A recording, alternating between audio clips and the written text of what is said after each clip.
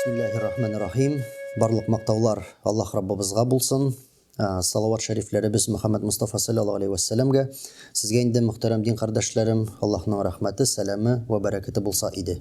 2023 елда Рабигъул әүвәл аена кирдек. Форсаттан файдаланып барыгызны да тәбрик итәм.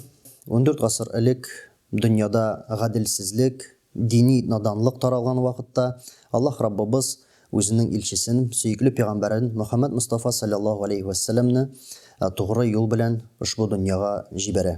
Ислам дине җир йөзендә тарала башлый. Үзенең гаделлеген, күркәмлеген кешеләргә өйрәтә. Шуңа да инде барлык ислам дөньясы Рабигъул әүвәл ае җиткәч мәүлид кичәләре оештыра. Салават шәрифләребезне пәйгамбәребезгә ирештерә, мөнәҗәтләр сөйли. Бу кичәне кайчан үткәрә башлыйлар? Әлбәттә, пәйгамбәребез алейхиссалам вакытында, аның тугры сахабалары, табигиннар вакытында, мәзһәб имамнарыбыз вакытында мәүлид кичәләрен үткәрү бүгенге формасында булмый. Хиҗри исәп белән 6 гасыр ахырында 1207 елларда иң беренчеләрдән булып мәүлид кичәсен Мәлик Музаффар Абу Сагыйд Күкбүре башлап җибәрә. Ул барлык фәкыйрьләрне, гыйлем әһелләрен, дин әһелләрен җыеп, күп мал сарыф итеп, ушбу мәҗлестә Коръән укуларны, зикр, салаватларны, мөнәҗәтләр багышлауны, касыйдаларны пәйгамбәребезгә багышланган гадәткә кертеп җибәрә. Инде безнең татар башкорт милләтендә дәген мәүлид кичәләрен үткәрү киң таралган була.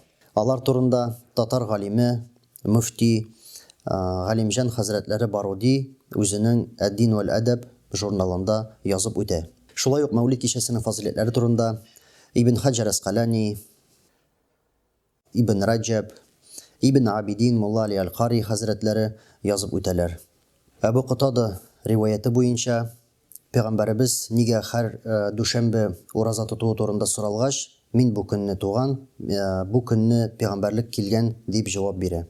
Пәйгамбәрләрнең имамы, ахыр заман пәйгамбәре Мөхәммәд Мустафа саллаллаһу алейхи ва сәлламгә багышлап, аның тууына багышлап үткәргән мәүлид кичәләребезне Аллаһ Раббыбыз хәер сәгатьтә рияларсыз кабуллардан кылса иде.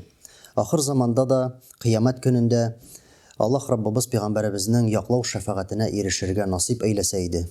Аллаһ Раббыбыз пәйгамбәребезгә нинди холык тәрбия биргән, безгә дәген аның холкын бирсә иде. Шушы Саидил Мурсалин галәмнәргә бары тик рәхмәт йөзеннән иңдерелгән «Ва ма арсална илля рахматан лил аламин» дип Аллаһ Раббыбыз Коръәни Кәримдә мактаган пәйгамбәребезнең холкы безнең холык булса иде. Аның әдәбе безнең әдәп булса иде. Аның Аллаһ Раббыбызга булган мәхәббәте безнең дә җаныбызга, каныбызга, зикребезгә, фикеребезгә сеңсә иде.